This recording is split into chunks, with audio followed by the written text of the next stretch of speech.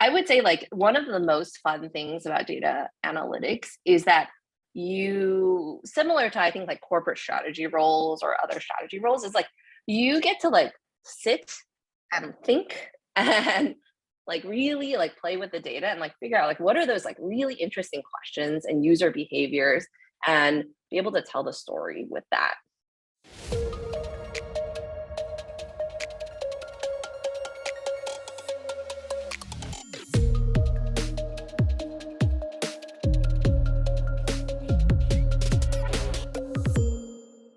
All right, welcome to another episode of the Craft Podcast. Today, our guest is Mabel Lin, data science manager on the Reality Labs slash Metaverse team.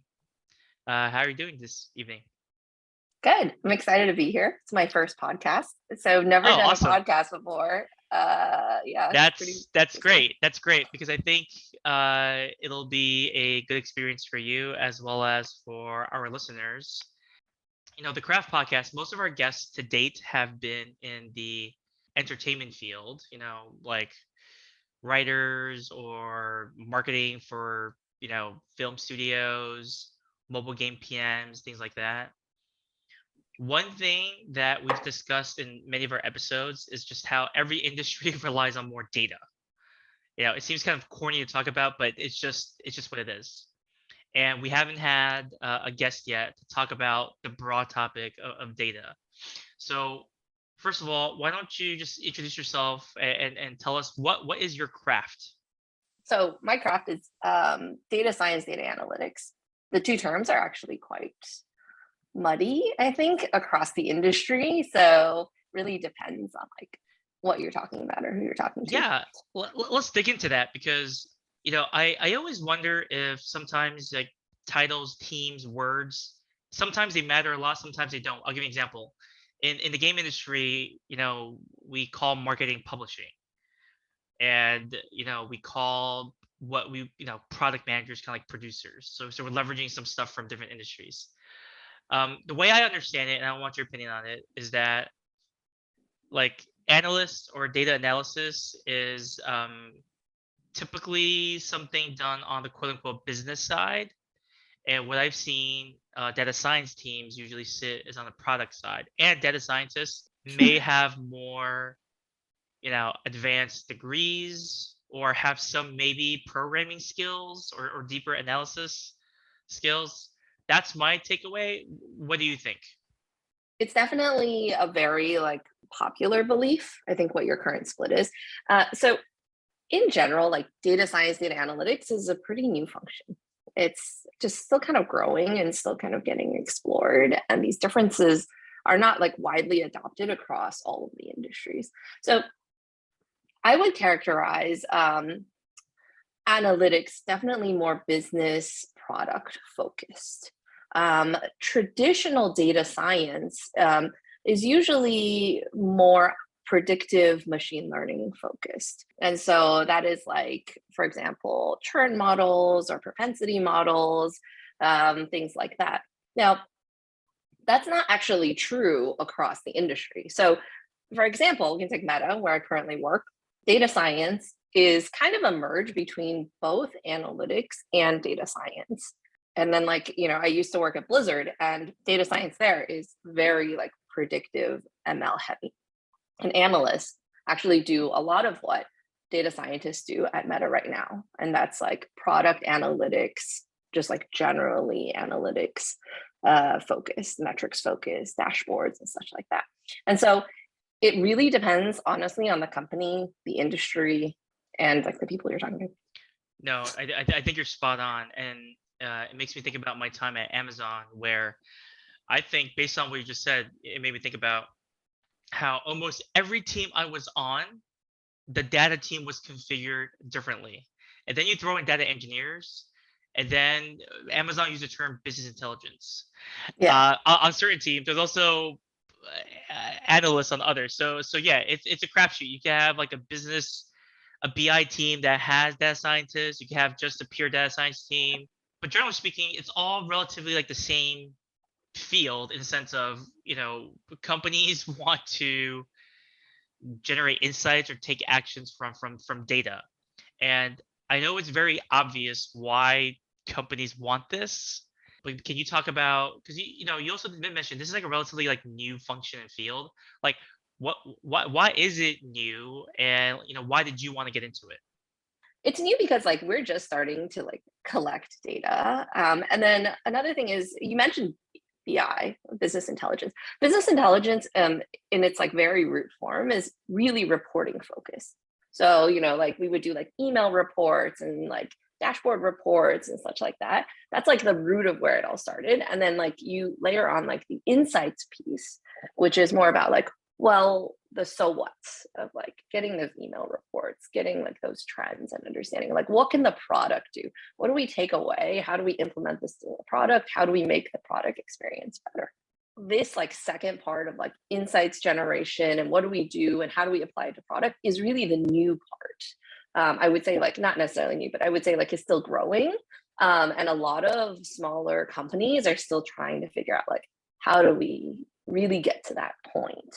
And that's why you see a lot of muddying of data engineering, data science, and analytics, because that's exactly what the company wants, but they don't really know how to get there, right? Like you don't have an infrastructure, you don't have logging and telemetry. So you need a data engineer, or you need a full stack analyst, or you need BI reporting, or you need someone that does insights, or you need, all this other stuff. But the majority of the case is that you can't find a person that is going to be excelling at all of these skill sets. So like it kind of leads to a lot of these like really muddy titles. That's such a good point. This podcast is about craft, and I feel like just everything you talked about, all the different variants, one person could theoretically get super deep just in one vector, and they could probably expand to multiple vectors as well. So because it's relatively muddy, well, at least the latter part, the insights part, what does the entry level role in what's called data science / data analytics look like? I think the entry role, again, like depends on the company you're at. Like you're gonna have like small companies, medium-sized company, and large-sized companies, right? At a large-sized company, what an entry level role looks like is someone that is honestly like still learning how to properly structure and understand questions, right? So when you're going in, you may get like a very direct question, like how is X, Y, and Z feature affecting our product?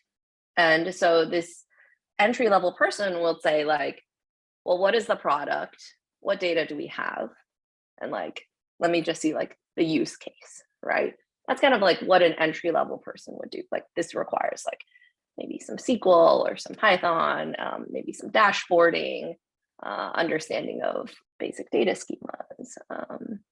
And then also having a lot of like product knowledge and like general understanding of like, what's the product you're working on? Like, what is this all about and how does it interact with users? Okay, so I understand what the entry level role looks like, but are there any? Well, let's put it this way.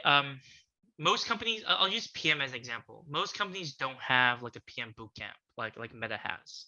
Therefore, let's just say like Amazon, there's no entry level PM role. It just doesn't exist. Actually, Amazon as a whole doesn't really have any entry level roles. Maybe besides a few like engineering hires, everyone has that pipeline. But as you're looking for someone who's entry level, what's like the bare minimum, or the preferred background? Like, is it some like data science boot camp? Is it a degree? By the way, are there data science degrees now, like full-time, like masters and even bachelors? Yeah, there are now. Oh wow, Like there okay. wasn't even any like 5 years ago Right. when I got my MBA. Like it's still like pretty new. I think like this is a common question, which is like, is it required to have a degree in data science or analytics or informatics in order to work in this field? Currently, it's not.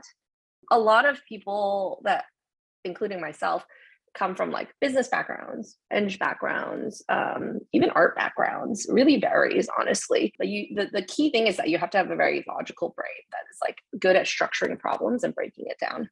I think there are definitely like preferred qualifications, like understanding SQL and basic like data schemas. Like you can take like a course or like online like practice things. Like it's pretty, SQL is like not a difficult language. You can learn it pretty easily. So I think like, but now it's like getting a much more like becoming a much more competitive field. So you actually do need to like stand out from other applicants. And the way you stand out is through like really investing in like these extra courses.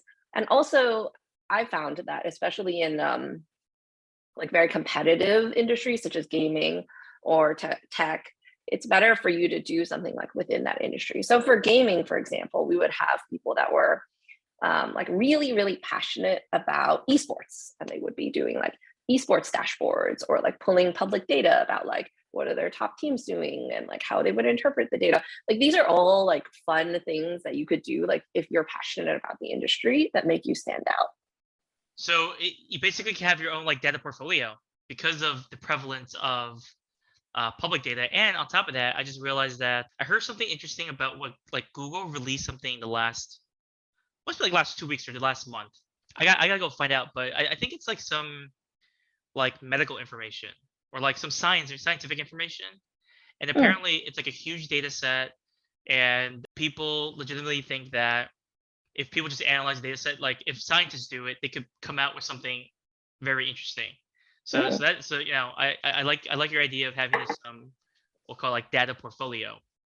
Yeah, I mean, Uh there are places like Craggle that have like competitions and oh, like a lot of like public data. It's actually Google's not the only one. Like there is so much public data out there. You could really scrape anything. Like Steam also has public data. Twitch does too. These are all places that you could like, if you wanted to find data, could find data. And you create your own data too. that is very interesting. So SQL is a big tool that analysts and data scientists can all leverage, and that one everyone kind of knows about. Are there any, whether it's like maybe non-obvious or obvious, second or third skills or tools that you recommend people take a look at? One thing that I think always catches people is like being too black and white about tech skills. So like, I commonly like during recruiting, I get a question of like, what other like tech skills or softwares do I need to know? Honestly, like you don't need to know that many. Like, some people know R, some people know Python, some people know, I don't know, other things. Tableau, like I think it was like Quick View, like some of the older ones. Like there are a lot of them out there. You don't need to know these things. You generally should be pretty good at like learning and picking up new skills. But I give the advice for new analysts or people like trying to get into analytics field to focus on casing, similar to PMs and PMMs. Because actually, even more so for the analytics and data science field, you need to get really good at breaking down problems into digestible chunks. Because not only are you breaking it down, but you also have to execute on it. You really have to have a clear idea of what your end state looks like. You have infinite amount of data, and it's so easy to get like lost in data that if you don't have a good structure going in, you're gonna fail. That makes sense. So we spent a lot of time talking about analysts or maybe entry level data scientists. So now that you're a manager, besides the hiring part and the managing part, are there new things you need to do, or different things you need to do? Like, are you just essentially reviewing work, or you've got your own research and projects to analyze? So tell us a little bit more about like that function, or like this stage of your career. It's an interesting question. Okay, so my current job is managing a team of data scientists at Meta. And a lot of my time is focused on general leadership, product leadership, and honestly, a lot of it is supporting the team. Like when you become a manager, your sole job really, or like the crux of your job is to play a support role. Like I have to make sure that my team feels productive, feels healthy, and feels motivated and is focused on the right things. And so a lot of my job is just like generally like steering the ship and making sure that the product is also moving in the right direction from a data perspective. I would say like definitely differs at different points of my management career. When I first converted over to a manager, like probably 50% of my job was IC work. And then now like more so, I'm like, don't do any IC work and probably should not touch SQL or analytics right now because I just like can't contribute, right? I like review a lot of things, but I like not writing SQL on a day-to-day basis. I'm not like doing visualization necessarily on a day-to-day basis anymore. When it comes to like a big presentation or research or analysis, what's the culture like? Are the person doing the work, they're usually kind of presenting, but what if they're not great at that? Like when do you step in to kind of play this role as well, which is managing senior stakeholders, let's say? So you're saying like during the actual presentation, like would I like step in? Or it doesn't have to be during, just like just about about the whole process. Like, do you I see. are you like, is the best method, because I asked this to maybe more context, is that some analysts do not like to be, we'll call it like client facing or stakeholder facing, but they may have really good ideas and really good work. Is that actually common? And if so, how do you manage that? Do you just have them like be in the room? They could talk about certain points, and you talk about you talk about certain points. It's an interesting question, right? I think it really differs by company. Like I would say, like I would handle this differently between Blizzard and Meta. There are a lot of people like this. It's just like personal communication preferences and personality really will affect like how you work. And I think it's really, as a manager, understanding the personalities of the people on your team and caring about them. I've worked with the team long enough to know like individual personalities. I would say like most of the team long enough to know their individual personalities, and to be able to understand like some people may need more support when it comes to verbal presentations, while others may not. And so really being personalized in that way helps. We also do like a lot of peer reviews in general across like analytics functions. Like you don't want to be unprepared for executive level stakeholders. And so getting a lot of eyeballs and a lot of reviews helps a lot. And so just making sure that that process is in place is really key.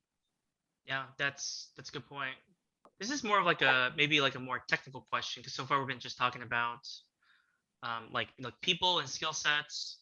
So one thing I've noticed, as I've worked with data science teams and data analytics or BI, is that generally speaking, some executives are underappreciate they don't they underappreciate how hard it is to get the data itself, much less the analysis, right? I think sometimes I'll be so happy to just start the analysis, because getting the data and clean data and like verifying it seems to be incredibly hard. So can you perhaps talk a little bit about typically, or maybe at Meta, where does the data engineering team sit, and what is the relationship between data engineering and data science, and do they support any other teams, or are they primarily about making sure that maybe product team and the data science team have the right data that's Yeah. instrumented?